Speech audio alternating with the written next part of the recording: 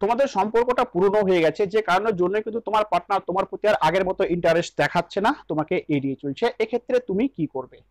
দেখো বন্ধুরা, প্রত্যেকটা সম্পর্কের মধ্যেই কিন্তু প্রথম প্রথম সম্পর্কের মধ্যে যে একে অপরের প্রতি টানটা থাকে, সম্পর্কটা পুরনো হয়ে যাওয়ার পরে কিন্তু সে টানটা অটোমেটিক্যালি কমতে থাকে।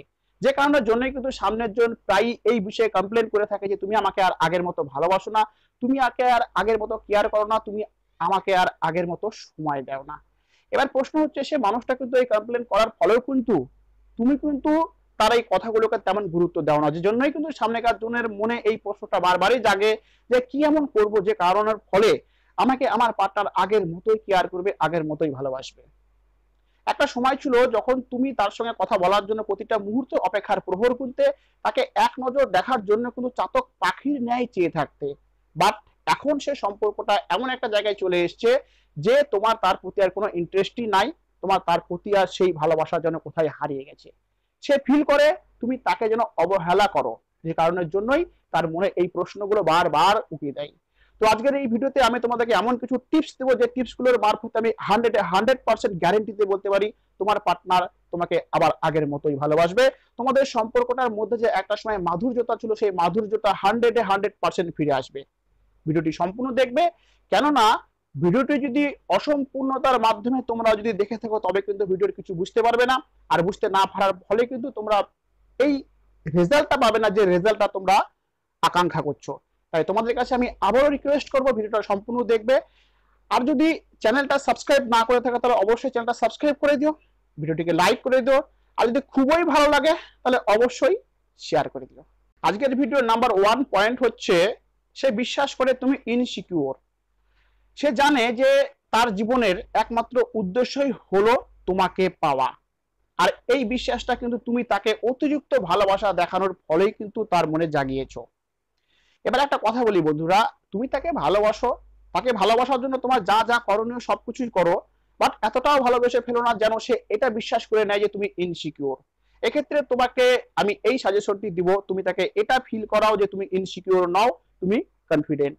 এর জন্য তোমাকে করতে হবে কি, তাকে দেখাতে হবে যে তোমার লাইফে তাকে ছাড়াও কিন্তু অনেক মূল্যবান কাজ আছে, সে যেটা এতদিন ভেবে এসছে, এবং তুমিও তোমার কর্মের মাধ্যমে তাকে ভাবিয়ে এসছো যে তুমি তাকে প্রচন্ড ভালোবাসো, তোমার জীবনের একমাত্র লক্ষ্য হচ্ছে তাকে পাওয়া।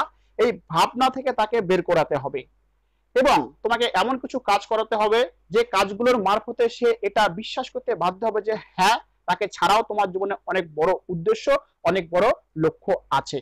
যখন তুমি তোমার কর্মের দ্বারা তাকে এই বিশ্বাসে বিশ্বাসী করে তুলতে পারবে যে তুমি কনফিডেন্ট, তুমি ইনসিকিউর নও, তখন কিন্তু তোমার প্রতি টানটা পুনরায় ফিরে আসবে। নাম্বার 2, খুবই ইম্পর্টেন্ট পয়েন্ট, মিরর অ্যাকশন। বন্ধুরা, মিরর অ্যাকশন অর্থ কি এটা তোমাদেরকে আগে বুঝিয়ে নেই। মিরর অর্থে হচ্ছে আয়না। আয়নার সামনে দাঁড়িয়ে যখন তুমি নিজে যেমন অঙ্গভঙ্গি করবে, আয়নাও কিন্তু তোমার প্রতিবিম্ব হিসেবে সেই একই রকম অঙ্গভঙ্গি করবে। এক্ষেত্রে কিন্তু তোমাকে ধরে নিতে হবে তোমার পার্টনার হচ্ছে সেই আয়নারই তোমার প্রতিবিম্ব।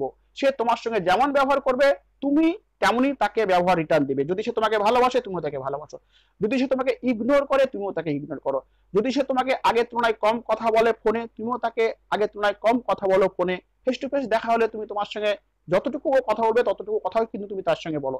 সে যদি তোমাকে ইগনোর করে তুমিও ইগনোর করো। মেইন কথা যেটা তোমাদেরকে আমি বলতে চাইছি, সে তোমাদের সঙ্গে যা যা করছে তুমিও তার সঙ্গে একই বিষয়গুলো করো, যার ফলে কিন্তু সে এটা বুঝতে পারবে যে আমি তোমার সঙ্গে কি ভুল করছি। একটা কথা কি জানো বন্ধুরা, আমরা ততক্ষণ আমাদের ভুলগুলো বুঝতে পারি না যতক্ষণ না সেই ভুলগুলো আমাদের লাইফে ঘটে। আমরা অন্যের দুঃখটা ততক্ষণ রিয়েলাইজ করতে পারি না যতক্ষণ না সেই দুঃখের ভাগী আমরা হই। তাই তোমাকে এটা ফিল করাতে হবে সে তোমার সঙ্গে যে যে ব্যবহারগুলো করছে, সে ব্যবহারগুলো করার ফলে তোমার মনে কতটা কষ্ট তুমি পাচ্ছ, এই একই ফিলিংস যখন তুমি মিরর অ্যাকশনের মাধ্যমে তাকে রিয়েলাইজ করাতে পারবে, তখনই কিন্তু সে নিজের ভুলটা বুঝতে পারবে এবং পুনরায় তোমার প্রতি কিন্তু সে অ্যাট্রাক্ট হবে। নাম্বার 3, খুবই ভিআইপি পয়েন্ট, তাকে স্পেস দাও। দেখো বন্ধুরা, আমরা সম্পর্কে থাকাকালীন আমরা সামনের কাজনকে এতটা বেশি ভালোবাসি যে ভালোবাসার কারণে কিন্তু আমরা প্রতি মুহূর্তে তার খোঁজ নেই। খেয়েছো, ঘুমিয়েছো, কোথায় গেছো, শরীর কেমন আছো ইত্যাদি। যখন তুমি তাকে বারবার এই সমস্ত বিষয়গুলো বলবে, তার যেমন ভালো লাগবে তেমনই কিন্তু একটা সময়ের পরে কিন্তু এই বিষয়গুলো তার বিরক্তিকর লাগে। বিরক্তিকর এজন্যই লাগে যে আমরা মানুষদের একটা স্বভাব আছে, অতিরিক্ত কোনো কিছু পেলে কিন্তু আমরা তার মূল্য বুঝি না। তুমি তাকে ভালোবাসো বলে কিন্তু তুমি প্রতি মুহূর্তে তার খোঁজ খবর নাও, এবং তোমার খোঁজ খবরগুলো পেয়ে পেয়ে না সে নিজেকে একটা তোপ মনে করে ফেলেছে। তাই তোমাকে কিছু সময়ের জন্য তার লাইফ থেকে একটু দূরত্ব মেনটেন করে চলতে হবে। এর অর্থ কিন্তু এটা না যে তুমি একদম কথা বন্ধ করে দিবে বা একদম যোগাযোগ বন্ধ করে দিবে। জাস্ট তুমি তাকে এটা ফিল করাবে যে তুমি তার কাছ থেকে একটু দূরত্ব মেনটেন করে চলছো বা কিছু একটা পরিবর্তন তোমার মধ্যে এসছে। এটা এই জন্যই বলছি, একটা বিষয় লক্ষ্য করে দেখবে, আমরা আমাদের জীবনে যে সমস্ত জিনিসগুলো কন্টিনিউ থাকে সেই সমস্ত জিনিসগুলোর কিন্তু আমরা ভ্যালু বুঝি না। সেই জিনিসগুলো যদি আমাদের লাইফ থেকে হারিয়ে যায়, তুমি লক্ষ্য করে দেখবে, তখনই কিন্তু আমরা সেই জিনিসগুলোর অস্তিত্ব অনুভব করতে পারি। এক্সাম্পল শুরু, যদি তোমার লাইফে কোনো একটা ভালো বন্ধু থেকে থাকে, যে বন্ধুটার সঙ্গে তোমার খুবই মিল, সেই বন্ধুটার সঙ্গে এতটা বেশি মিল হওয়ার কারণে দেখবা অতিরিক্ত মিলের ফলে কিন্তু একটা সময় তোমাদের বন্ধুত্বের মধ্যে একটা ভাঙন দেখা যায়, এবং সেই ভাঙনের পর যখন তোমরা আলাদা হয়ে যাও তখনই কিন্তু তুমি সেই বন্ধুটার কথা মনে পড়ো, যে সেই বন্ধুটা আমার লাইফে থাকাকালীন আমি এটা করেছিলাম, ওটা করেছিলাম, ও থাকলে এখন আমি এটা করতাম, এক্সেট্রা। এমনই কিন্তু তার লাইফে থাকাকালীন তুমি তাকে অতিরিক্ত ভালোবাসা দিয়েও কিন্তু তার কাছ থেকে ভালোবাসা পাবে না, কেননা সে একটা একঘেয়েমিতে ভুগবে। তাই তোমাদের সম্পর্কটার মধ্যে এই একঘেয়েমিপনাটাকে কাটানোর জন্য একটু তুমি দূরত্ব মেনটেন করে চলো, একটু সম্পর্কটার মধ্যে স্পেস দাও। একটা কথা অবশ্যই মনে রাখবে, দাঁত থাকতে কিন্তু মানুষ দাঁতের মানও বোঝে না। তাই যখনই তুমি তার কাছ থেকে একটু দূরত্ব মেনটেন করে চলো, একটু স্পেস দেবে, তখনই কিন্তু সে তোমার অস্তিত্বকে রিয়েলাইজ করবে। নাম্বার 4, নিজেকে সময় দাও। সময় দাও এই অর্থটা কিন্তু আমি কখনো তাকে সময় দেওয়ার কথা বলিনি, তাই জন্য স্টার্টিং এ আমি বলে দিচ্ছি নিজেকে সময় দাও। এতদিন তুমি কিন্তু তাকে সময় দিতে, সে ভালো আছে কিনা, সে খেয়েছে কিনা, তার সমস্ত খোঁজ খবর বিষয়ে কিন্তু তোমার সমস্ত ফোকাসটা তার প্রতি থাকতো। আর এখন তুমি কিছুটা সময়ের জন্য নিজেকে সময় দাও, তার দিকে সময় দিতে গিয়ে কিন্তু তুমি সম্পূর্ণটাই নিজেকে অবহেলিত করেছো। আজ আমি তোমাকে বলবো নিজেকে একটু সময় দাও। দেখো বন্ধুরা, যখন তুমি নিজে ভালো না থাকবে তখন তোমাকে কে ভালোবাসবে? সারাক্ষণ তার খোঁজ খবর নিতে গিয়ে তুমি নিজেরই অযত্ন শুরু করে দিয়েছো। তাই এখন থেকে নিজেকে একটু সময় দাও, নিজেকে একটু সাজুগুজু করে রাখো, পরিপাটি করে রাখো, নিজের স্বপ্নগুলোকে পূরণ করো, নিজের যেটা খেতে ভালো লাগে সেটা খাও, যেখানে ঘুরতে যেতে ভালো লাগে তাই করো, নিজের শরীর চর্চা করো, নিজের বডি ফিটনেসকে একটু পারফেক্ট করো, ভালো ভালো পোশাক পরো, মেইনলি তোমার মধ্যে একটা নতুনত্বের ছাপ দেখাও তাকে। যখন তোমাদের সম্পর্কটা নতুন অবস্থায় ছিল তখন কিন্তু তাকে ইমপ্রেস করার জন্য বা তোমাদের সম্পর্কটার মধ্যে একে অপরকে সৌন্দর্যতাকে ফুটিয়ে তোলার জন্য কিন্তু ভালো ভালো সাজ পোশাক করতে, ভালো ভালো ড্রেস আপ করতে। এখন সম্পর্কটা পুরনো হয়ে যাওয়ার জন্য তুমি কিন্তু আর সেসব গুলো করো না। কেন? তো এখন সম্পর্কটা পুরনো হয়ে গেছে বলে। দেখো বন্ধুরা, আমরা সকলেই কিন্তু বারবার নতুনত্বের দিকে আকর্ষিত হই।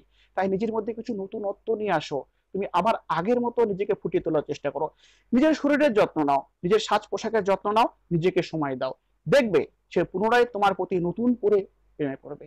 আজকের ভিডিওর লাস্ট পয়েন্ট এবং খুবই ইম্পর্টেন্ট পয়েন্ট, সোশ্যাল মিডিয়াকে ভালোভাবে ইউজ করো। দেখো বন্ধুরা, আজকাল কিন্তু আমরা সকলেই সোশ্যাল মিডিয়াকে ইউজ করে থাকি, বাট সোশ্যাল মিডিয়াকে ইউজ করা অর্থে কিন্তু অসৎ উপায়ে ইউজ করো না। সেই সময়টাকে, সেই টাইমটাকে এবং সোশ্যাল মিডিয়াটাকে খুব সুন্দরভাবে কাজে লাগাও।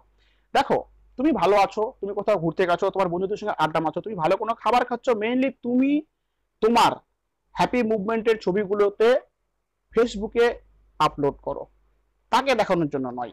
অনেক সময় আমরা কিন্তু সামনেকার জনকে শো আপ করানোর জন্য এসব করে থাকি, কখনোই না।